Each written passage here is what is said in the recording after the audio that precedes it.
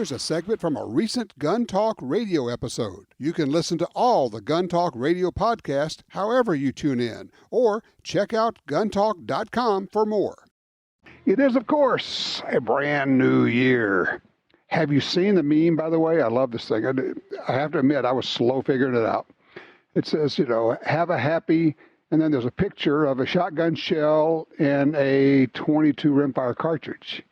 And I'm staring at it and going, I'm not getting it. I was like, what? Then you go, oh, it's a 20-gauge shotgun shell and a .22 rimfire cartridge. Have a happy 2022. I don't know. You know how it is. Sometimes you're just not ready for whatever the joke is. You don't catch it, so I didn't get it right away. But that's clever. That's good. I like that. As we look back, and we're going to do a little of that today. Every time we flip over the calendar, go to a new year, we spend a little time looking at the year that was and the year that is to be. Look at what just happened and what we think is going to happen, what our predictions are. And also, frankly, it's kind of a chance to reassess personally what we're doing, where we are.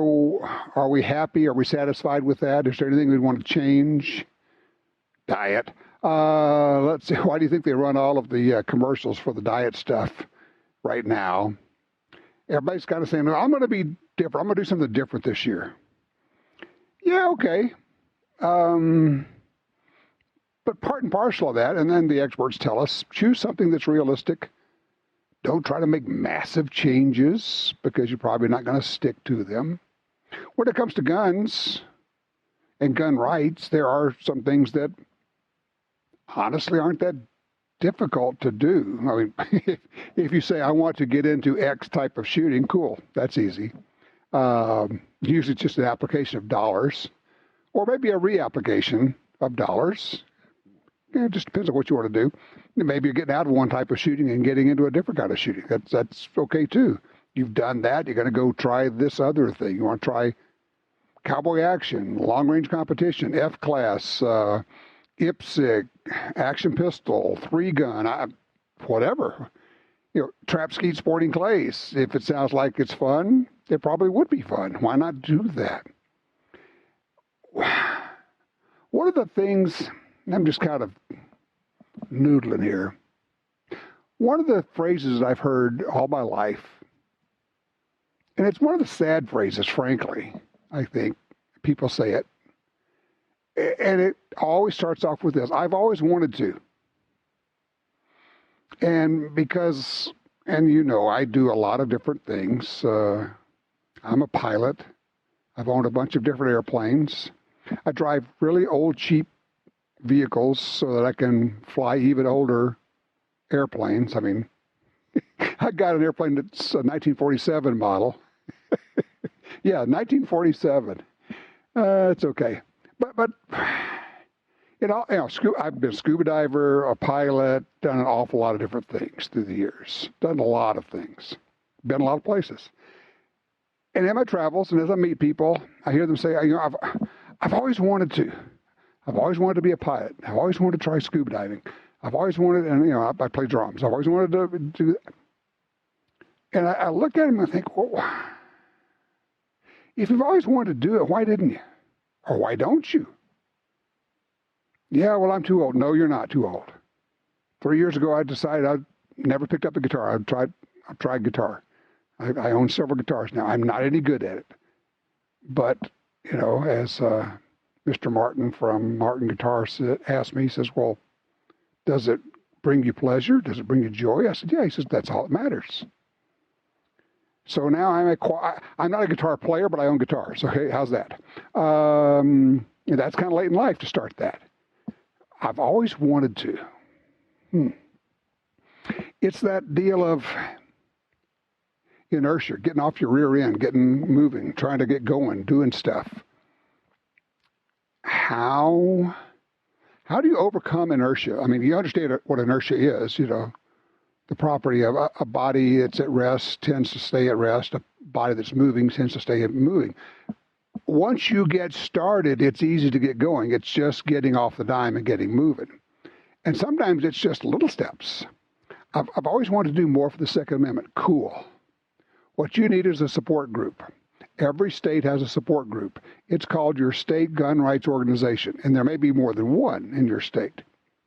And these men and women are looking for help. They're the ones that put together the events at the state legislatures.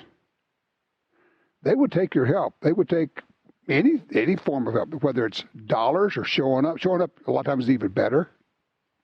They will show you how. They will help you do this. They will help you overcome the inertia of putting out your butt anchor where it's hard to get moving. And then once you get moving, it's easy to keep it moving. Same deal with, well, I've always wanted to try action pistol shooting. Cool. The hardest part is going to be finding a match and going there. After that, it's easy. But I don't want to hear the buts. I don't want to hear the buts. But I don't have what I need. Yes, you do.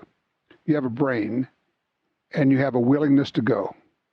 And you have enthusiasm. You have everything you need. Go. So much of life is just showing up. Swear. Just show up. I cannot tell you how many times in our professional life, and Ryan and I have been talking as I was raising him, and he got into the business, and of course he's running the whole TV video side of things now, that we would say, people would say, well, why are you going to X? There's a shoot, there's an event, there's a show, there's a thing, I said, I don't really know. I don't know what's going to happen there. But I do know one thing that's an absolute 100% certainty. If I don't go, whatever happens there, I will not be able to take advantage of it. So you go. So you show up. Personal note here. We have a family motto that I've always had, started early after I got married. And our family motto is simply be flexible. In everything, be flexible. It's amazing how much stress it takes off your life if you're flexible. Oh, the flight was canceled. Cool. We'll go rent a car. Oh, this happened. All right, we'll go do that. Road's blocked. Let's go a different way. Be flexible. So-and-so just showed up. We didn't expect them. Okay, fine. Be flexible. It takes the pressure off of you and what you're doing. It actually lessens expectations. I don't know if that's a correct way to look at it. So be flexible is one, and the other, and this is the one I would pass along to you, because this one's a little bit more involved. It doesn't sound like it, but it is. It is always say yes. What do I mean by that?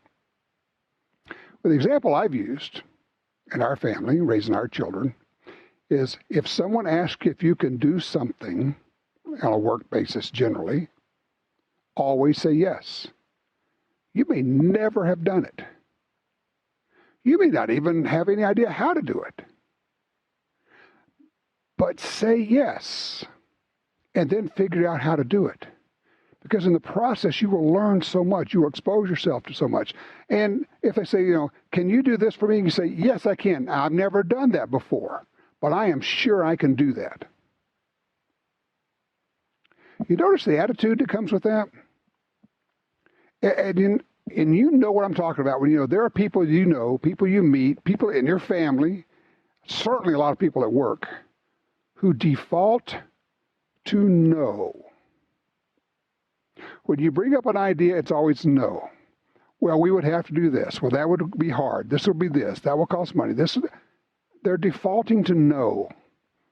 When your default position is no, you block off opportunities. You block off the chance of making things happen. If you say yes, you start down the road and you figure out how. Now, it may turn out you can't do it. But you don't know that until you've started exercising all your options and looking at things and trying to figure out how to make things happen. And, in the process, you learn so much. So I know it sounds simplistic and sophomoric and a bumper sticker and all the rest of it. But for me, I will tell you, my first job interview. I was a year out of school and had been freelance writing, I got her an interview to be the editor of Southern Outdoors magazine, working for BASS, Bass Anglers Sportsman Society, Helen Sevier, being interviewed by her. And people in the fishing world know who I'm talking about. And she's interviewing me, and we're in Montgomery, Alabama. And I think I'm 23, 24 years old. And I was cocky. I had that whole always say yes deal going. I said, look, here's the deal. I know that I'm not the first person you've talked to, and I'm certainly the youngest person you've talked to. And there are people who have more experience than I do, but here's the thing. In 6 months, it won't matter. This is what I said in the interview. I said, in 6 months, I will know what I need to know about doing this job, and I will be able to do it as good or better than anybody you've talked to. That's what I told her, looked her right in the eye. I was a cocky young guy. I got the job. I became the editor. It got me started. Always say yes is not a bad idea to adopt as you head into 2022.